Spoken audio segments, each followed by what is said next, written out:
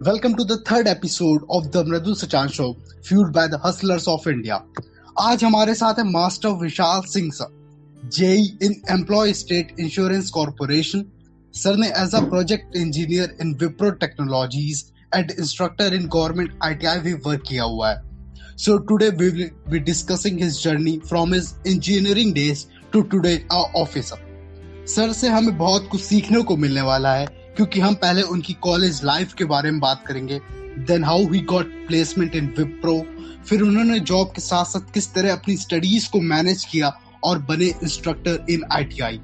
उसके बाद उन्होंने अपनी पढ़ाई कंटिन्यू रखी और इस ईयर जनवरी में बने JE in ESIC.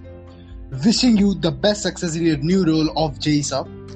Really happy to have you on my show. Thank you so much. Thank you, Madhu. Let's begin with the discussion. तो सर सबसे पहले अपनी कॉलेज लाइफ के बारे में बता दीजिए. First year, second year and third year. What was your study schedule during those years? मृदुल, मैंने अपना जो बीटेक है वो 2008 में स्टार्ट किया था with electrical and electronic engineering department. जी सर. और 2012 8.03% मार्क्स के साथ मैंने अपना बीटेक जो है वो कंप्लीट किया. जी. ड्यूरिंग ऑल दिस 4 इयर्स मैंने फर्स्ट ईयर और सेकेंड ईयर, और जो मोस्टली स्टूडेंट्स करते हैं कि उनकी स्टडीज जो होती है वो कंसिस्टेंट नहीं रहती हैं. जी सर. फर्स्ट ईयर में वो जाते हैं, कॉलेज लाइफ में जाके ढल जाते हैं और कई सारे अप्स एंड डाउन्स देखते हैं, और लास्ट में जब फोर्थ ईयर आता है तो उन पर प्रेशर आता है. तो इस तरीके से चीजों को मैनेज करते हैं. तो मैंने थोड़ा सा स्टार्टिंग से इस चीज को फोकस किया है कि मुझे अपनी स्टडीज को लेके स्टार्टिंग से ही कंसंट्रेट रखना है. चीजें बाकी भी करनी है बट स्टडीज पे थोड़ा सा मेरा स्टार्टिंग से ही फोकस रहा. तो इस वजह से कभी पढ़ाई का प्रेशर मुझ पे नहीं आ पाया.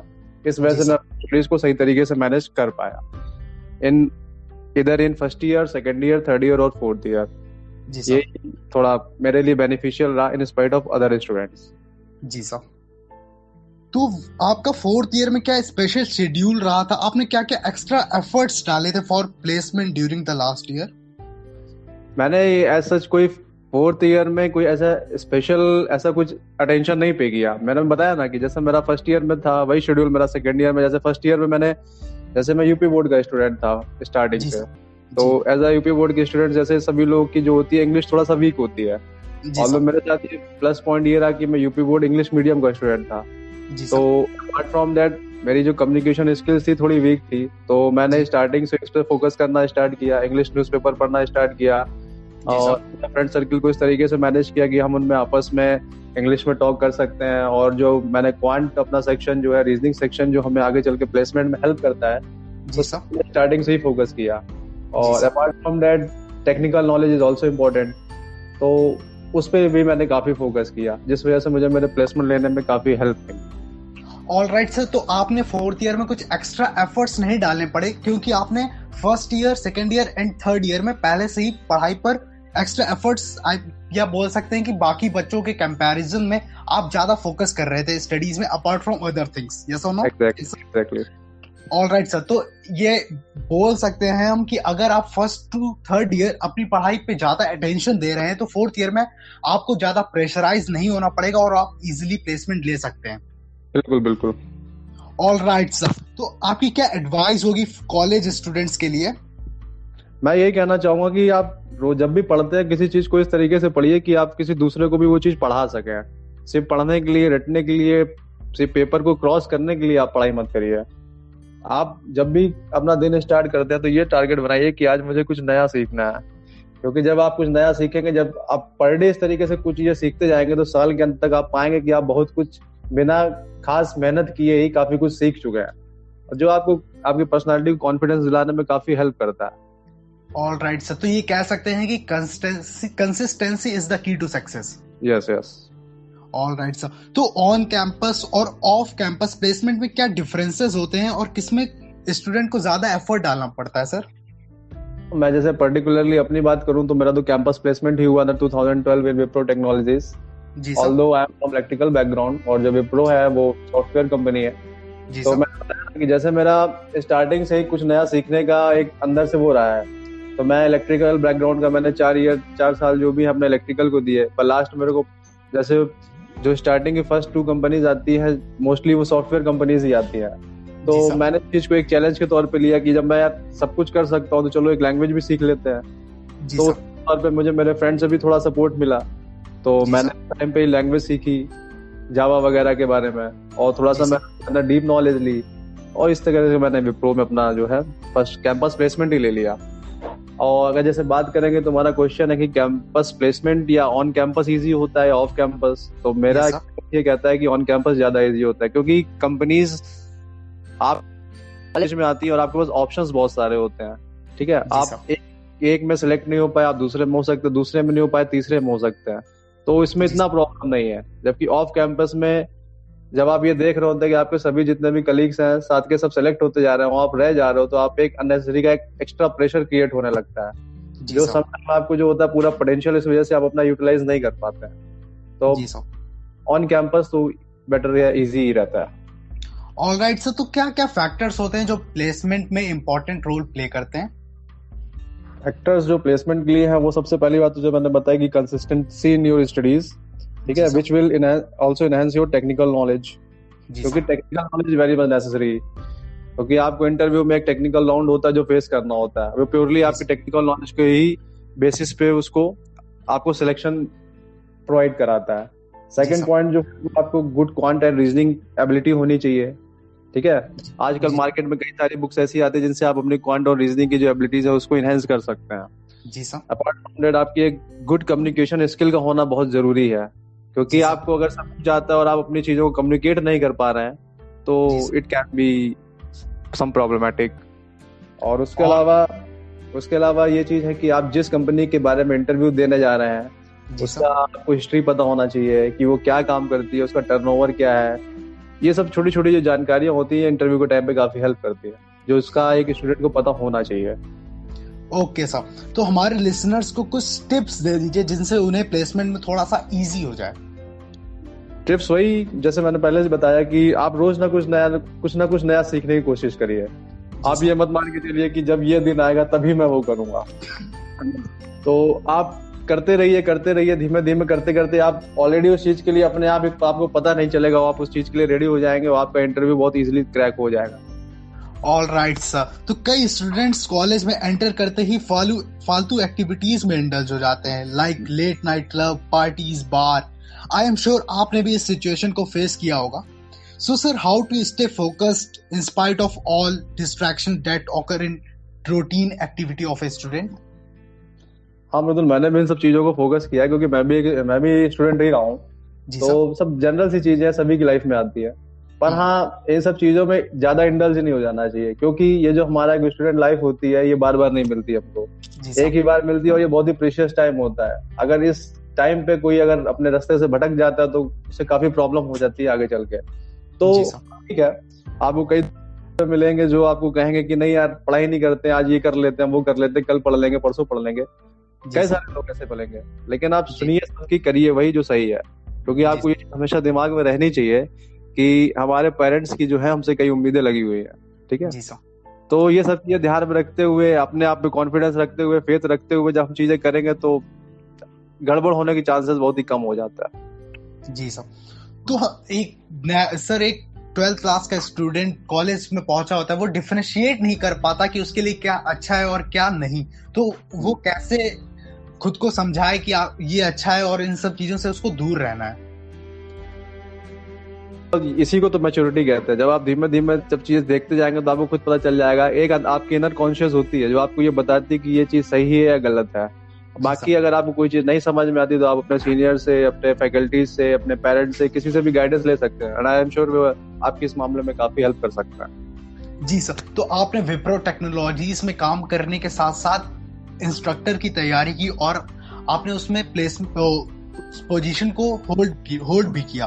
तो sir, what are the different phases one has to clear to become an instructor in ITI? First of all Mridul, मैं ये बताना चाहूंगा कि मैंने इंस्ट्रक्टर के लिए कोई खास तैयारी नहीं की। मैंने विप्रो टेक्नोलॉजी में 2012 में कैंपस प्लेसमेंट लिया और मैंने वहाँ पे 4 साल जॉब की।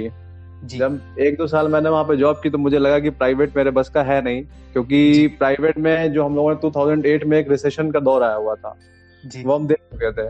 तो कहीं ना कहीं हमारे दिमाग में था कि प्राइवेट में एक तो जॉब सिक्योरिटी नहीं होती है, जी। और थोड़ा सा फैमिली का भी वो था कि आप गवर्नमेंट ही करिए, तो जी। दिमाग में हमेशा सही था कि मेरे को गवर्नमेंट में ही जाना है। तो जी उसी के सर। रिगार्डिंग हमारी धीमे धीमे प्लानिंग जो थी वो चल ही रही थी। जी मैंने सर। गेट के पेपर दिए, उसको भी क्वालिफाई किया, बट जी। रैंक थोड़ी अच्छी ना होने की वजह से मैं उसको परस्यू नहीं कर पाया। जी सर। और उसके बाद जो और भी मैंने तैयारी की, तो मैंने एक एग्जाम, एक इसका इंटरव्यू भी दिया था। तो बाई चांस की बात है कि लकली वो 2016 में मेरा उसका कॉल लेटर आ गया और मैंने इसको ज्वाइन कर लिया, क्योंकि ऑल ऑल राइट। प्रिपरेशन नहीं की हुई थी। ओके सर, तो एज ए इंस्ट्रक्टर क्या काम करने होते हैं सर? एज एन इंस्ट्रक्टर आपको जैसे होता है कि आपके अंदर में कई सारे ट्रेनिंग्स होते हैं। जैसे मैं अपनी बात करूं, मैं इलेक्ट्रिकल का इंस्ट्रक्टर था, तो वहां जी। पे इलेक्ट्रिकल की कई सारी मशीन्स होती है, मोटर्स होती हैं, जनरेटर्स होते हैं, आपके अंडर में ट्रेनिंग्स होते हैं, उनको आपको ट्रेन करना होता है। इसमें आपको प्रैक्टिकल नॉलेज उनको प्रोवाइड करानी होती है, जो आगे चल के वो एज ए इंडस्ट्री में एज अ वर्कर जो है अपना जो सपोर्ट है वो प्रोवाइड कर सके। ये बेसिकली एक इंस्ट्रक्टर काम होता है, to enhance their skills, okay technical sir. Skills. All right sir, instructor के ऊपर क्या क्या पोस्ट होती हैं सर, और किस तरह हम उन तक पहुंच सकते हैं? जैसे मैं बात करूं, मैं 2016 से 2020 तक एज ए इंस्ट्रक्टर इलेक्ट्रिकल में पोस्टेड था।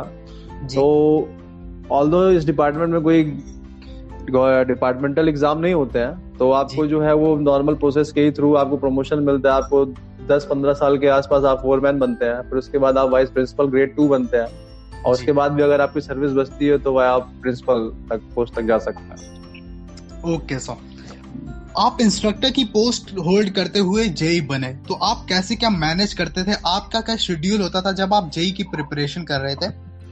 इसमें सिंपल सा मेरा एक ही चीज थी कि मैंने कभी भी अपने लाइफ टाइम में कभी पढ़ाई को जो है पूरी तरीके से नहीं छोड़ा। जी। यही मेरा मेन रीजन था कि मैं पहले जो सॉफ्टवेयर इंडस्ट्री में था उससे मैं स्विच कर गवर्नमेंट आईटीआई में आ पाया, और उसके बाद मैं जी। स्विच करते हुए दोबारा से मैं जेई के पोस्ट के लिए एलिजिबल हो पाया। तो मेरा जी सभी सर। से कहना है कि आप कुछ भी करते रहे, आप स्टूडेंट लाइफ में कोई बात नहीं, आप जो है एक लर्निंग एबिलिटी को हमेशा अपने अंदर जिंदा रखिए, क्योंकि आप जब तक कुछ सीखेंगे नहीं तब तक आप आगे लाइफ में है आगे बढ़ नहीं सकते। जिस दिन आप सीखना छोड़ दिया आपने, उस दिन आपकी जो प्रोग्रेस होती है वो खुद ब खुद रुक जाती है। इसलिए सीखते रहिए और सिखाते रहिए। ओके सर, तो sir what are the different phases through which one has to go to become a JE? इसमें तो आपको सिंपल सा, सबसे पहले तो आपका जो एकेडमिक क्वालिफिकेशन है वो आपका ग्रेजुएशन होना चाहिए टेक्निकल बैकग्राउंड से। फॉर जी एग्जाम्पल सर। मैं जेई इस वजह से बन पाया क्योंकि मेरा जो ग्रेजुएशन था मैंने बीटेक किया हुआ है, जैसे मैंने पहले ही बताया जी। कि वो इलेक्ट्रिकल इलेक्ट्रॉनिक बैकग्राउंड से था। तो जी सर। सिंपल, अगर आप कोई भी है वो जेई अपने आप को बनता हुआ देखना चाहता तो उसे एक टेक्निकल ग्रेजुएशन, या इधर इट कैन बी डिप्लोमा और बीटेक, ऑल तो राइट इसको सर। परस्यू करने के बाद वो अपनी तैयारी को जो है वो आगे बढ़ा सकता है और जेई बन सकता है।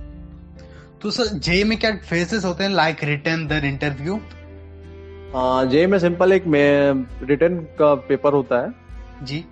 डिपेंड करता है कि आप किस डिपार्टमेंट का देने जा रहे हैं। जैसे आप एसएससी का देने जाएंगे तो आपको प्री और मेंस 2 पेपर देने होते हैं। जी और सर। जैसे मैं अपने डिपार्टमेंट की बात करूँ, यहाँ पर सिंपल से एक प्री एग्जाम था, उसको क्वालिफाई करने के बाद मुझे जेई की पोस्ट मिल गई थी। ऑल राइट सर, तो एक एग्जाम है केवल जेई इन ईएसआईसी के लिए? एग्जैक्टली। ओके सर, तो सर जेई के ऊपर कौन कौन सी पोस्ट होती हैं और हम उन तक उसको किस तरह से अचीव कर सकते हैं? आपको एज ए जेई आपको ज्वाइन करना होगा डिपार्टमेंट में, किसी भी डिपार्टमेंट में। फिर उसके बाद 4 या 5 साल के बाद में आपको मेरिट के आधार पे या सीनियरिटी के आधार पे आपको क्या असिस्टेंट इंजीनियर की पोस्ट आपको दी जाती है। फिर उसके बाद आप 5 काम कर लेंगे तो उसके बाद आपको एग्जीक्यूटिव इंजीनियर की पोस्ट मिलती है as a per your promotion. और उसके बाद अगर आप बीटेक हैं तो आप चीफ तक भी बन के जा सकते हैं, सेक्शन इंजीनियर है उसके बन के जा सकते हैं। ओके सर, तो एज अ जेई आपको क्या क्या काम करने पड़ते हैं? भाई जो एक नॉर्मल जेई का काम होता है कि हमारे पास कई सारे बिल्स आते हैं, जो हमारे अंदर में एजेंसीज होती हैं, वो साइट पे जो काम करती हैं उसका बिल्स हमको प्रोड्यूस करती हैं। हम जाके साइट पे इंस्पेक्शन करते हैं और एज पर देयर हम उनके बिल को वेरीफाई करते हैं और उसका पेमेंट रिलीज करता है। ऑल राइट सर, आपने अपनी लाइफ में कई बार फेलियर भी फेस किए ही होंगे सर, तो आप खुद को मोटिवेट कैसे रखते थे? एज ए ह्यूमन जो होता है, फेल तो किसी को फेल होना बुरा ही लगता है, मुझे भी लगता है, पर फेल होना बुरा नहीं है अगर जब तक अपनी गलतियों से सीखते हैं। जी सर। उससे हम ये पता what was the fault which we have did, और उसको हम सुधार के अगली बार आगे जो है सफलता की ओर बढ़ सकते हैं। तो जी सर। फेल होना गलत नहीं है, तो सीख रहा है, यही मेरा जी मानना सर। है। और साथ ही साथ हम एबिलिटीज पे कॉन्फिडेंस भी होना चाहिए। अगर हम ये जी सर। रखते हैं, यही चीजें जो होती है हमको मोटिवेट करती है इन spite of. All right sir. तो कोई ऐसी मिस्टेक जिस आपको लगता है कि अगर आपने वो ना करी होती तो आपका सिलेक्शन आईटीआई में या ईएसआईसी में जल्दी हो गया होता? ऐसा नहीं लगता कि ऐसा मैंने किया होता तो ये हो गया होता, या किया होता तो होगा था। मेरा ये मानना है कि लाइफ में जो भी चीज होती है वो अपने समय पे ही होती है, ना उससे पहले हमें कोई चीज मिलती है, ना हमें उसके बाद में कोई चीज मिलती है। सिर्फ आदमी को अपना करना चाहिए, बाकी सब भगवान पर छोड़ देना चाहिए। All right, sir. Sir, you have come a long journey. First a project engineer, then instructor in ITI, now JEE in ESIC.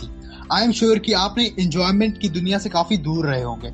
कोई ऐसी चीज जो आपने मिस कर दी हो due to your hectic schedule, और अब आपको रिग्रेट होता हो कि काश मैंने वो चीज की होती from your college life till today? Hectic था, क्योंकि विप्रो में जब मैं था तो मेरा जो शेड्यूल था, कभी नाइट शिफ्ट होती थी, कभी डे शिफ्ट होती थी, कभी मॉर्निंग नाइट शिफ्ट होती थी, कंबाइंड शिफ्ट होती थी। पर हाँ, मैंने पहले ही बताया कि मैं अपने कंटिन्यूअस मतलब लाइफ टेन्योर में मैंने स्टडी को लेके हमेशा कंसिस्टेंट रहा हूँ। तो इसी के साथ साथ मैं जो बाकी मेरी हॉबी है, मुझे मूवी देखना बहुत पसंद है। तो मैं जब भी वीकेंड होता था, मैं कितना भी शेड्यूल मेरा हेक्टिक हो, मैं मूवी देखने के लिए टाइम निकाल ही लेता था। पार्टी भी करनी होती थी उसके लिए टाइम, मैं सब चीजें मैनेज कर पाता था, क्योंकि मेरे अंदर विल पावर थी कि मुझे ऐसा करना है। तो विदाउट माई स्टडी को कॉम्प्रोमाइज करते हुए मैं सब चीजें कर लेता था, और मैं स्टडी भी कर लेता था। Okay sir. सर बिफोर कोई रिग्रेट है कि मैं ऐसी चीजें नहीं कर पाया? मैंने सब चीजें की हैं। हाँ, लोग ज्यादा करते होंगे, मैंने थोड़ी सी कम की होंगी, पर मैंने की है। Okay sir. Sir before we end this episode, any message you want to give to our listeners? बिल्कुल, मैसेज यही है कि इस समय जो आप लोग पैंडेमिक सिचुएशन चल रही है, आप लोग सभी लोग अलर्ट रहिए, हेल्दी रहिए, सेफ रहिए अपने घरों में, और जो है चीजों मतलब अंदर से जो है स्ट्रांग रहिए, क्योंकि अगर आप स्ट्रांग होंगे तभी आप अपनी फैमिली को भी सपोर्ट कर पाएंगे। और एज ए स्टूडेंट मैं सभी को यही एडवाइस देना चाहूंगा कि सीखते रहिए चीजों को। कोई भी चीज पढ़िए, उसको मन से पढ़िए, रट्टाफिकेशन की आदत मत डालिए, क्योंकि रटी हुई चीजें एक दिन चलती हैं, 2 दिन चलती हैं, आज नहीं तो कल आप उनको भूल जाएंगे। तो ये जो आपको टाइम मिला है, इसको इस तरीके से यूटिलाइज करिए, क्योंकि आज है कोरोना, कल नहीं होगा। लेकिन जो हमारे पास ये बेनिफिशियल टाइम मिला, इसका हम यूटिलाइज करके आने वाले समय में अपने आप को सही करियर के लिए अपने आप को तैयार कर सकते हैं, और आगे चल के हम अपने जो गोल्स हैं उनको अचीव कर सकते हैं। ओके सर, तो इसी के साथ इस एपिसोड को खत्म करते हैं। Feeling too good after recording with you sir. Thank you so much for giving our show time, sharing your journey, and for your priceless advices to our listeners. Thank you, Mridul. I am on Instagram as Mridul Sachan, तो आप मुझे वहां बता सकते हैं कि next episode आपको किस टॉपिक पर चाहिए। See you in the next episode of the Mridul Sachan Show. Take care, stay safe.